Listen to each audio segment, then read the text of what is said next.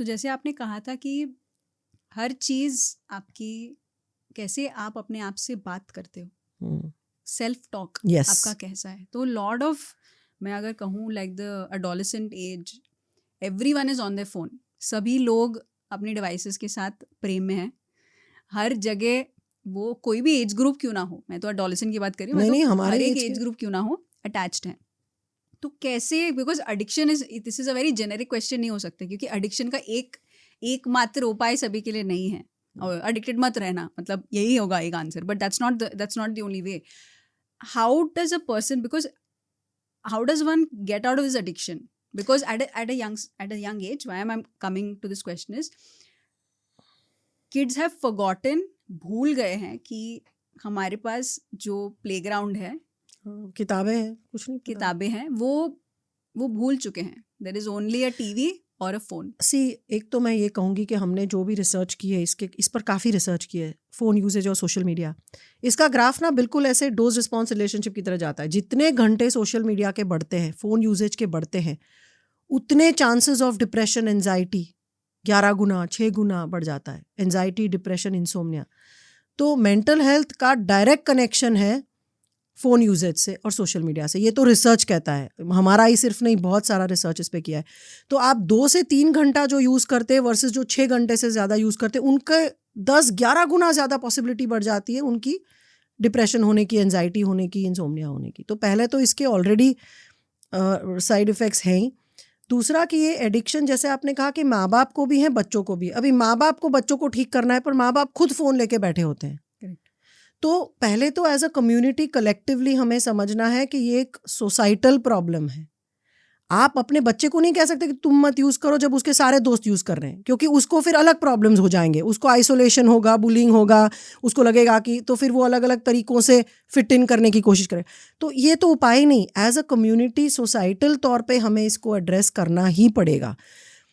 दूसरा, घर पे रूल्स रखो। मतलब मेरे तो हिसाब से छोटे बच्चों को तो हम आसानी से इन्फ्लुएंस कर सकते हैं। अगर आपके छोटे बच्चे हैं घर पे, तो माँ बाप को खुद ही कहना है कि चलो सब खाना खाने बैठे, फ़ोन साइड पे रखो, या हम लोग सब 1 घंटा फ़ोन यूज़ करेंगे, आप गेम खेलो, हम टीवी व्हाटएवर करते हैं, फिर 1 घंटे के बाद रख रहे हैं। छोटे बच्चे से ईजिली होता है। पर अगर आपके घर में टीनेजर है, तो टीनेजर तो नहीं सुनने वाला है।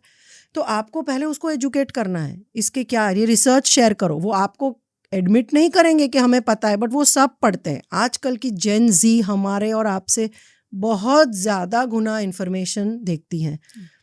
उनको पता है, उनके साथ बात करो कि भाई देखो, हम भी यूज़ कर रहे हैं, आप भी यूज़ कर रहे हो, हम सब मिलके इसको कैसे कम करें एज अ फैमिली। फिर रूल्स रखो कि भैया खाने के टाइम पे नहीं, सब बैठे हैं तब साइड पे रख दो। जब हम लोग इनडायरेक्टली इसको करना पड़ेगा। आप अगर इम्पोज करोगे तो बच्चे छुप छुप के करेंगे, दोस्त के घर जाके करेंगे, बोले मैं पढ़ाई करने जा रहा हूँ, और वो करेंगे। तो एज अ फैमिली हमें ज़्यादा आउटडोर एक्टिविटीज़ करनी है। हम रीडिंग टाइम रखो, चलो सब पढ़ते हैं, सब खेलते हैं, गेम्स खेलो, साथ में बातचीत करो, या तो चीज़ें ऐसी करो, साथ में कुकिंग करो। कुछ ऐसी चीज़ें करो जो आप फैमिली एज अ फैमिली कर सको विदाउट द फोन। और एट द सेम टाइम बच्चों को कॉन्स्टेंटली नैग करने से फ़ायदा नहीं होगा, बिकॉज फिर वो आपसे दूर चले जाएंगे, बोलेंगे मम्मी पापा तो कॉन्स्टेंटली टिक टिक करते हैं, उससे अच्छा है दोस्तों के साथ चले जाओ। तो ये नैगिंग वैगिंग से काम ही नहीं होगा। लेक्चरबाजी तो टीनेजर्स पे चलती ही नहीं है। उनके साथ इनडायरेक्टली काम करना पड़ता है और खुद करके दिखाना पड़ता है। फिर भी करेंगे कि नहीं, गारंटी नहीं। कई बार बच्चों को खुद गिरना पड़ता है, तभी सीखते हैं। तो हमारे में एज अ पेरेंट हिम्मत होनी चाहिए कि हमारा बच्चा बियॉन्ड अ पॉइंट अगर नहीं सुन रहा है तो छोड़ दो, उसको गिरने दो।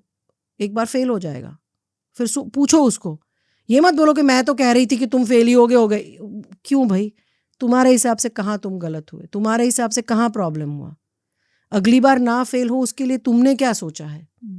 क्वेश्चंस पूछो बच्चों को। तो बच्चे को जब हम क्वेश्चंस पूछते हैं ना, तो वो खुद सोचने लगते हैं। जब हम उनको बता देते हैं कि तुमने इसलिए किया, इसलिए ऐसा हुआ, ये किया इसलिए, तो वो सोचना ही बंद कर देते हैं। तो पेरेंट्स को इस तरह से डील करना चाहिए, क्योंकि ये जनरेशन नहीं है, हम लोग की जनरेशन नहीं है ये। तो हमारे साथ जो वर्क किया वो इनके साथ नहीं चलेगा। कहता था वही करना होता, वो पिछला जनरेशन है। अभी ये है कि जितना आप घुल मिल जाओ यंगस्टर्स के साथ, घुल मिल जाओ। देखिए, बच्चा इस तरफ और मैं उस तरफ रह के कुछ नहीं होगा। हमें बच्चे के साथ में रह के सॉल्व करना है प्रॉब्लम। अगर आपके बच्चा का प्रॉब्लम है तो हम क्या करते, तेरा प्रॉब्लम है, तूने ऐसा किया, क्यों ऐसा किया?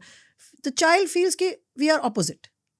आपको बच्चे के बाजू में खड़े रह के बैठना है, उसके साथ बैठ के बात करनी है कि प्रॉब्लम है, चलो हम दोनों मिलके कैसे सॉल्व कर सकते हैं, तुम मुझे बताओ तुम्हारे क्या आइडियाज़ हैं, मैं अपने बताती हूँ, फिर जो भी वर्क करता है हम साथ में मिलके इसमें से निकलेंगे, ना कि तेरी गलती है, तूने किया, क्यों किया, तो वो मेरे हिसाब से वो कनेक्शन की ज़रूरत है। और पेरेंट्स कहते हैं कि हमारे ज़माने में तो ऐसा नहीं था, तो भाई ये तो जनरेशन अलग है, इनकी वायरिंग अलग है, आपका ब्रेन अलग था, आपका brain smartphone, touch phone, smart screen, AI नहीं यूज़ करने के लिए, तो आपका ब्रेन ही अलग था, आप अलग ब्रेन वाले बच्चों के साथ डील कर रहे हो, तो वो तरीके कैसे काम आएंगे।